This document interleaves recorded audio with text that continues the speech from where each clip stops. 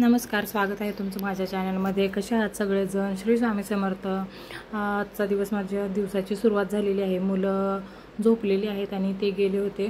ते काय नाही, फक्त आंघोळ वगैरे करून आणि चहा वगैरे पिऊन ते गेले आणि मग माझं इथून सगळं रुटीन ते रात्रीची ही भांडी वगैरे मी घासून ठेवलेली वरतीच ठेवली होती, कारण खालीही ठेवल्यावर फरशीवर सगळं पाणी येतं आणि सगळं आतलं दाखवलं तुम्हाला।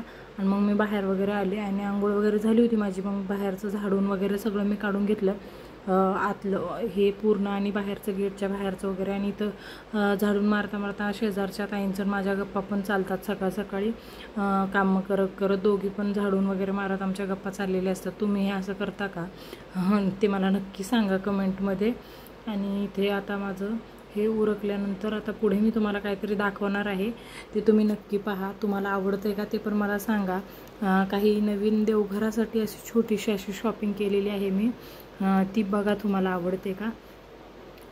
तर हे बघा, आता हे देवघर आणि हे जे गंगाळं आहे ते मी नवीन घेतलेलं आहे। हे माझ्या भावाने घेऊन दिलेलं आहे एक। आणि देवघर हे वहिनीच्या लग्नातलं आहे, नवीन मी घेणार होते। मग मम्मी बोलली की हेही असं बसूनच आहे, तर तिचं आहे अगोदरचं, त्याच्यामुळे ती म्हटली हे घेऊन जा। मग त्यामुळे मग मी म्हटलं हेच आणते। इथे आता माझ्या देवपूजेला सुरुवात झाली आहे। इकडे तिकडे फिरण्यात सगळं पुण्यावरून आल्यापासून माझं धावपळ चालूच आहे, काम, घरातलं काम। आणि ही मोरपीस जे मी दाखवते ना, ते आम्ही देवाला गेलो होतो तिथे मला सापडलं होतं। खूप छान वाटत होतं, छोटंसंच एकच सापडलं होतं। आणि देवघर पण लहान आहे, पण ठीक आहे, ॲडजस्ट होते, आता करूयात आपण। आणि पुण्यावरून आल्यापासून परत गावाकडे इकडे माझ्या सासरी गेलो, परत आले आणि परत गेले, असं 2-3 कार्यक्रम। परत आजोळी गेले यात्रेला, तिथलं हे असं सगळं धावपळच झाली माझी, त्यामुळे जरा दुर्लक्षच झालं घराकडे। त्यामुळे आता चला, मी पूर्ण हे स्वच्छ वगैरे करून घेतलं आणि आता मी देवपूजेला सुरुवात करते। तर पूर्ण व्हिडिओ नक्की पहा। आणि कसं वाटलं एवढं काही मला असं समजत नाही, त्यामुळे काही चुकत असेल तरी मला समजून घ्या। तर चला आता व्हिडिओ कंटिन्यू करू।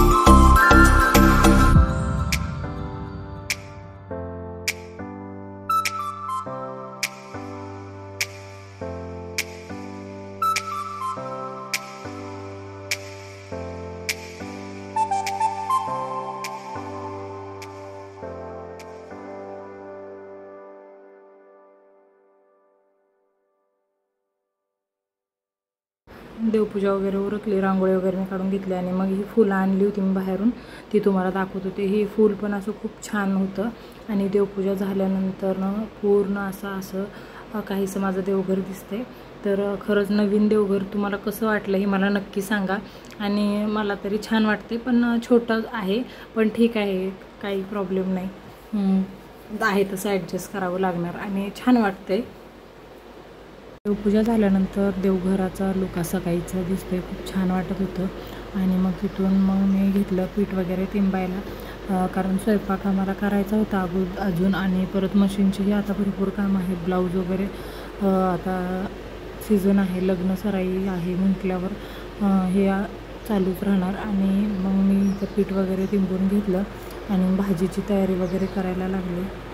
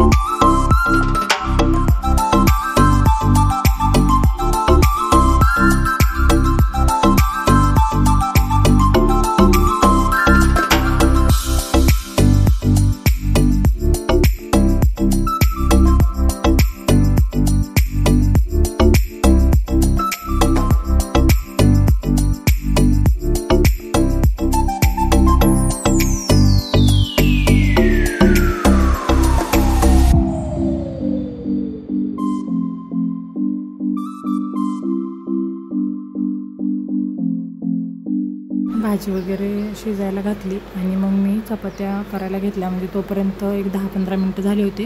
आणि मग पीठ वगैरे घेतलं आणि पोलपाट माझं असं फरशीचं आहे, खूप छान आहे. आणि हे एक भांडं जे आहे मी ते ठेवते तेलाला, चपात्यांसाठीच ठेवते. आणि पहिलं आहे ना थोडंसं तेलात ते आपलं जे पीठ तिंबलेलं असतं ना ते मऊ करून घेते, म्हणजे चपात्या खूप छान होतात. आणि तुम्ही पण असं करता का? खूप छान होतात खरंच, मऊ आणि पटकन होतात, चपात्या उरकतात पटकन. आणि असं मऊ वगैरे करून घेते. आणि गोळे वगैरे मी पटापट पहिलाच बनवून घेते, म्हणजे एकसारख्या अंदाज येतो. नाही तर आपण इकडे करायला घेतलं आणि इकडे एक घेतलं ना तर थोडंसं कमी जास्त होऊ शकतं अंदाजात. त्यामुळे मी असे गोळे वगैरे तयार करून घेते आणि मग लागते माझ्या सगळ्या चपात्या वगैरे लाटण्याच्या कामात.